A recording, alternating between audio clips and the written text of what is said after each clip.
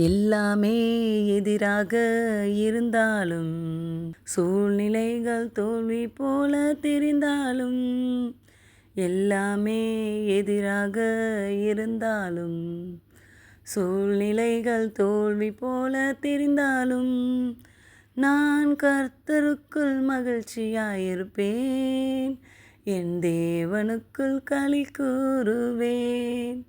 என் கர்த்தருக்குள் மகிழ்ச்சியாயிருப்பேன், தேவனுக்குள் களி கூறுவேன்.